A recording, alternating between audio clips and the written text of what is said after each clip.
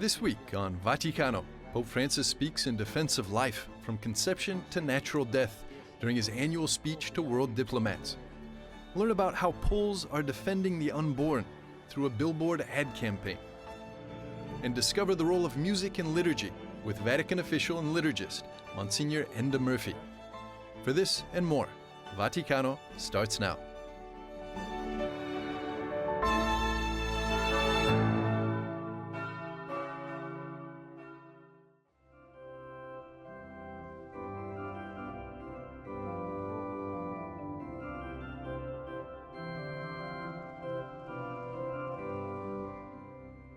Pope Francis, as his predecessors, begins every year with an important speech to the diplomatic corps accredited to the Holy See. On February the 8th, 183 ambassadors heard him give his perspective on how to approach what he sees as the most pressing issues of our time: climate change and economical and political crises. It is therefore necessary for all political and religious leaders to set aside their personal interests and to commit themselves to pursuing justice and implementing real reforms for the good of their fellow citizens, acting transparently and taking responsibility for their actions. Pope Francis also urged protection of human life in every phase. The pandemic forced us to confront two unavoidable dimensions of human existence: sickness and death. In doing so, it reminded us of the value of life, of every individual human life and its dignity at every moment of its earthly pilgrimage, from conception in the womb until its natural end. The ambassador of Kazakhstan to the Holy See, Mr. Alibek Bakayev, was among those present for the Pope's speech. As a newly accredited ambassador, it was his first time hearing the so-called State of the World address in person. A large selection of the Pope's speech was devoted to questions of political crises, especially the conflicts that we have on our earth today. The Pope gave his vision of how such conflicts could be resolved peacefully and diplomatically, and what role religion plays in this. He says that Pope Francis' vision coincides with that of the first president of Kazakhstan, Nursultan Nazarbayev. In 2003, Nazarbayev established the Congress of the Leaders of World and Traditional Religions to discuss and promote peace. In fact, Pope John Paul II personally supported the Congress and said that Kazakhstan has a mission to be a bridge among nations and religions. I viaggi apostolici, cominciando con quello in Iraq.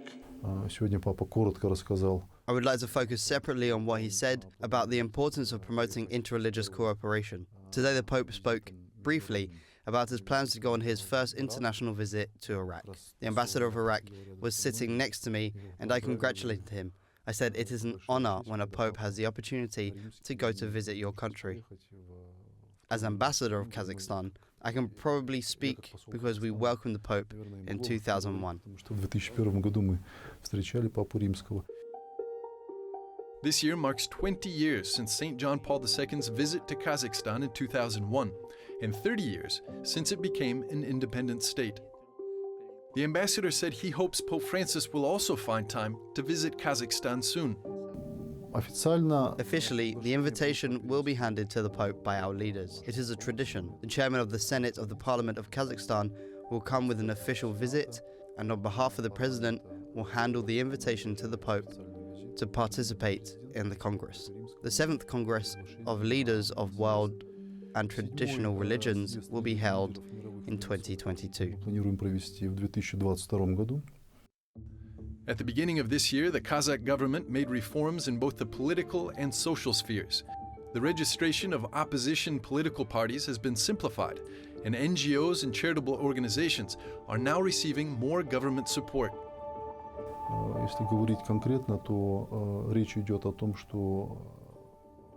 If to speak concretely, the point is about these kinds of charitable organizations or volunteer organizations. They can receive facilities which are in state properties in a simplified order.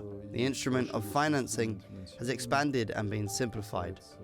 It concerns both state money and money from the business community. These are some new possibilities, unique possibilities, which give the chance and opens the way to these charitable and voluntary organizations to develop their activity in Kazakhstan. И открывает путь этим благотворительным волонтерским организациям развивать свою деятельность в Казахстане. The ambassador hopes that these measures will help the Catholic Church's charitable mission and that the cooperation with the Vatican will help to better integrate Catholics into the rapidly developing multicultural and multi-religious society of Kazakhstan.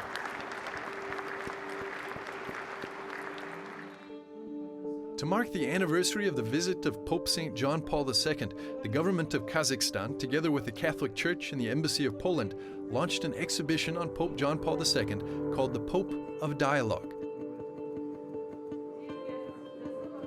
The opening ceremony of the exhibition took place in the very hall where Kazakhstan's President Nazarbayev received Pope John Paul II 2 decades ago. The exhibition is divided up into different topics that show Pope John Paul II's work in the field of peace and dialogue.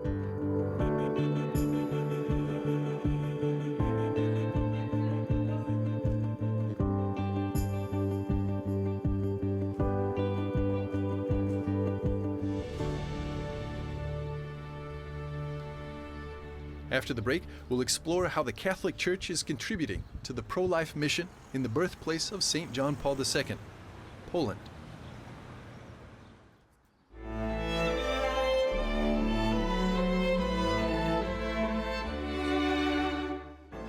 In a few moments, we'll be back with more on Vaticano.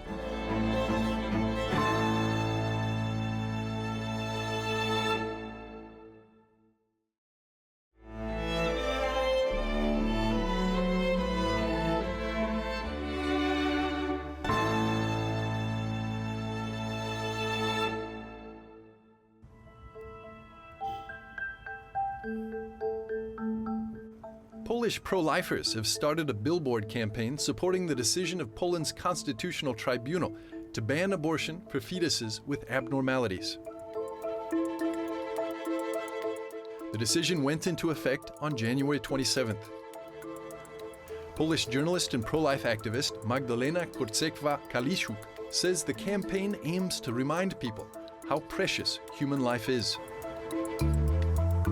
We can observe in Poland a huge impact of an amazing campaign with over 5,000 posters all over Poland, posters with a baby in a heart, a very, very easy picture, a picture which is definitely life-saving.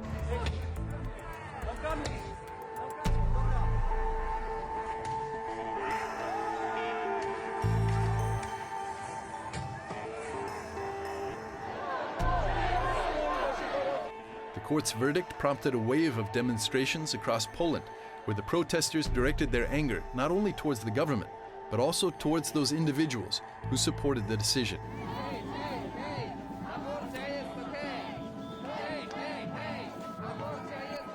Abortion lobby is very angry with this campaign. It's one of proofs that this campaign is very efficient. It provokes to think about human life, to think about a baby before the birth, and such a campaign is a great inspiration for Poland and for other countries to show the beauty of human life. Sometimes it's enough to convince people that each human life is worth of saving and worth of life.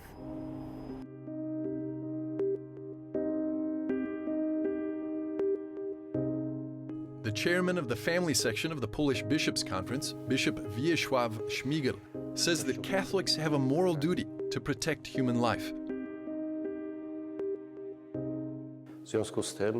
Therefore, the Church has the obligation, in a pluralistic world where there are many different kinds of voices, to be a very strong, clear voice, even a voice of opposition, that life demands protection and care at every stage of its development.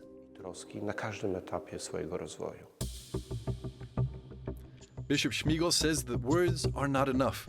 Actions are also needed. This is why the Church in Poland currently runs a large number of social and health centers to support families in need.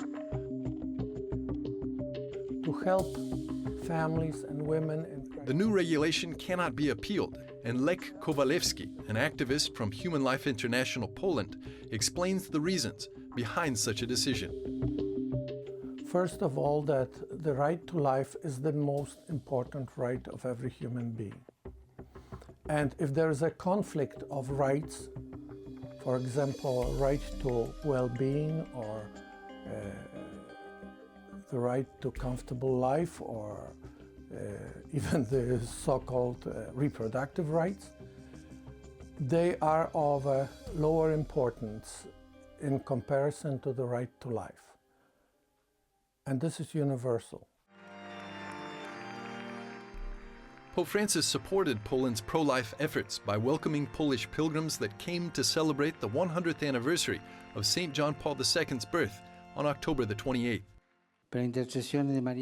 Through the intercession of Mary Most Holy and the Holy Polish Pontiff, I ask God to inspire in the hearts of all respect for the life of our brothers, especially of the most fragile and defenseless, and to give strength to those who welcome it and take care of it, even when it requires heroic love.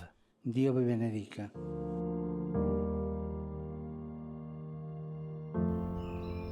Data from the Polish Ministry of Health shows that in 2019, the probability of children with Down syndrome accounted for 40% of all abortions in the country. For Polish pro-life activists, this data points to eugenics, and for them, it's unacceptable.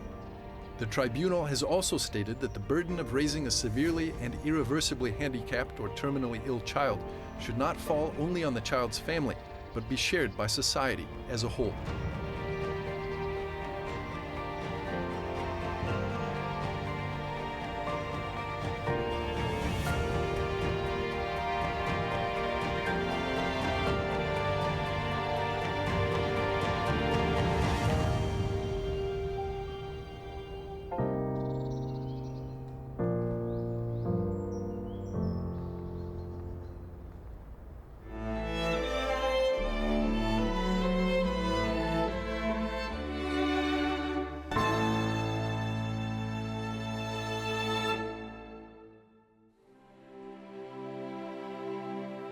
One of the greatest polls of the 20th century is being celebrated in 2021. The country of Poland is dedicating this entire year to the memory of Cardinal Stefan Wyszyński.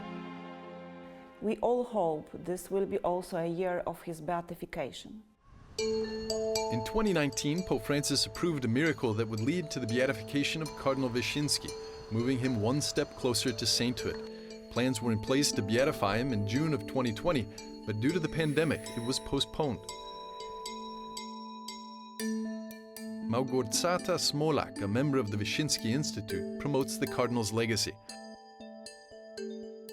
Cardinal Wyszyński was born in a tiny Polish town called Zudzela in 1901. He grew up in a poor but strongly Catholic family. His father had a strong devotion to Our Lady of Częstochowa, and this love of Mary passed on to Stefan. Who was Cardinal Wyszyński for Poland and for the Polish nation?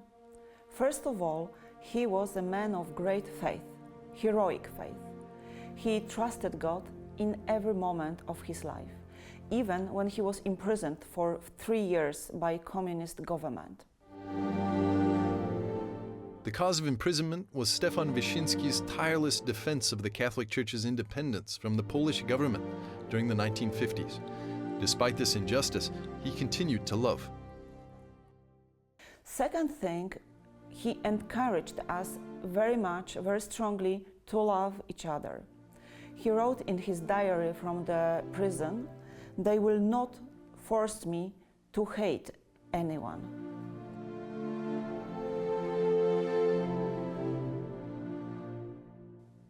Cardinal Wyszyński also stood strongly for human dignity. Once he said, "As much as the society, nation and state has trust in God, that much has respect for human being."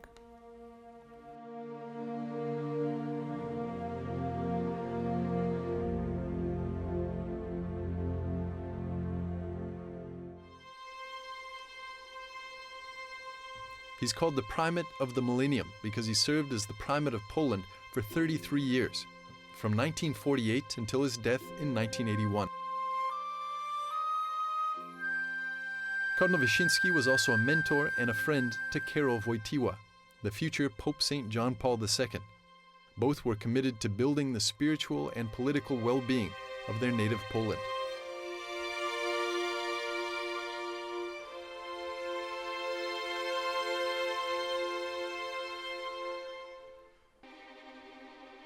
His big joy was the election of Cardinal Wojtyła for Pope. And John Paul II said about Cardinal Wyszynski, "There would be no Pope from Poland on this St. Peter's capital if not your faith, which didn't step back from the imprisonment and suffering, your heroic hope, your trust to Mother of Church." His life and preaching is the guideline for us today. It is still actual for our present day.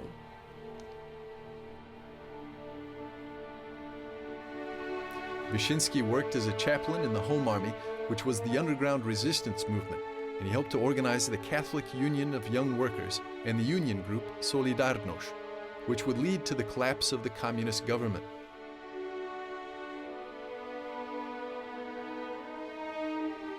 This mission of love and service to his homeland is why Poland is dedicating this year to Wyszynski.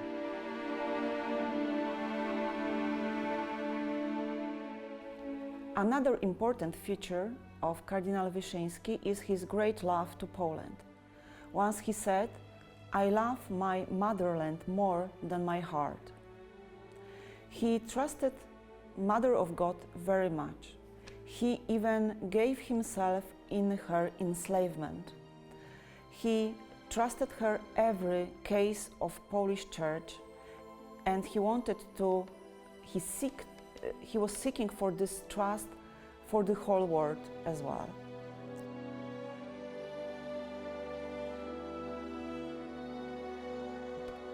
The Polish people hope for the beatification of their father of the fatherland in 2021, which marks the 120th anniversary of the Cardinal's birth and the 40th anniversary of his death.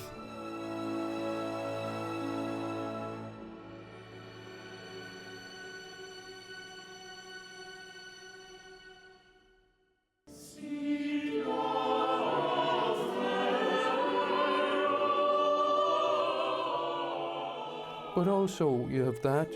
When we return, Msgr Enda Murphy explains the connection between music and the liturgy in light of the 4th International Conference on Music.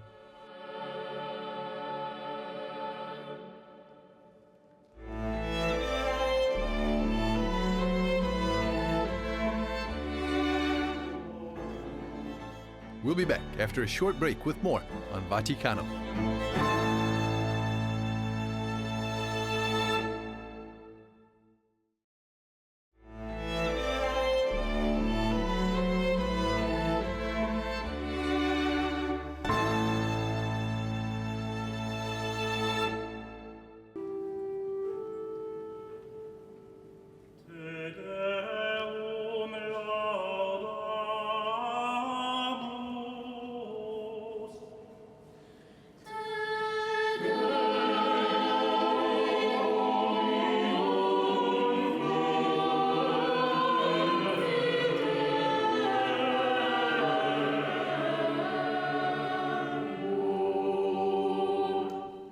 The International Conference on Music, promoted by the Pontifical Council for Culture, celebrates the importance of music in everyday life and in the liturgy.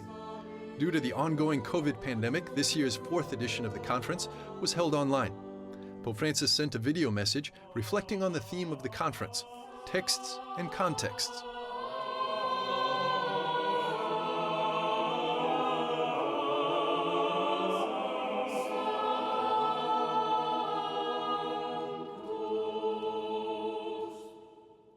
Nella liturgia siamo invitati all'ascolto della parola di Dio.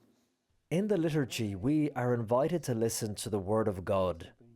The Word is our text. The main text, the community, is our context. The Word is the source of sense. It enlightens and guides the journey of the community. We know how necessary it is to tell the story of salvation in languages and idioms that can be understood.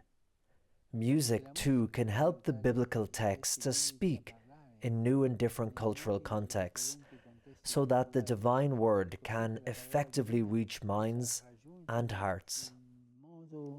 Efficace le menti e i cuori.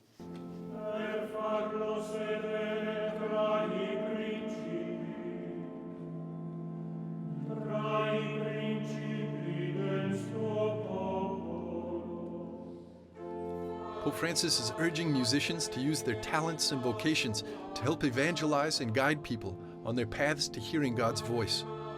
Msgr Enda Murphy from the Vatican's Congregation for Divine Worship and the Discipline of the Sacraments told EWTN that music is an essential part of the liturgy because it's a way of praising God. The renewed Missal, the Missal of Paul VI, the Missal of the Second Vatican Council, the ordinary form of the Mass, the normative form of the Mass, as foreseen in that Missal, is the sung Mass. So the Church is already making a statement about how important singing is.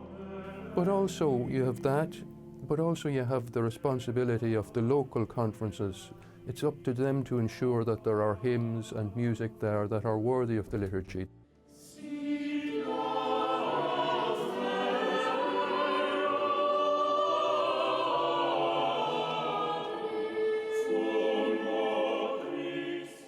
The aim of the conference was to emphasize the important role of music in the liturgy and rediscover the rich tradition of the Roman Rite.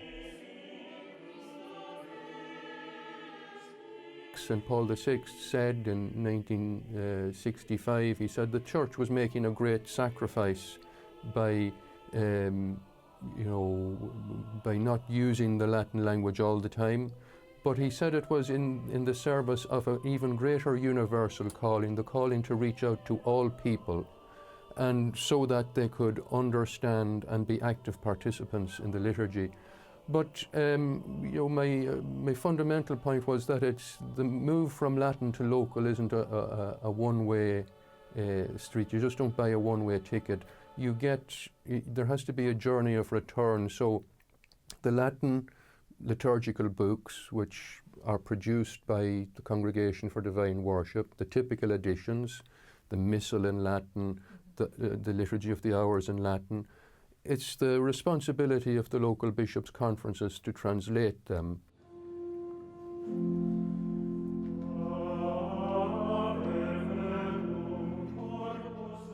Msgr Murphy said that music actually forms our belief and is meant to direct our hearts and minds to God.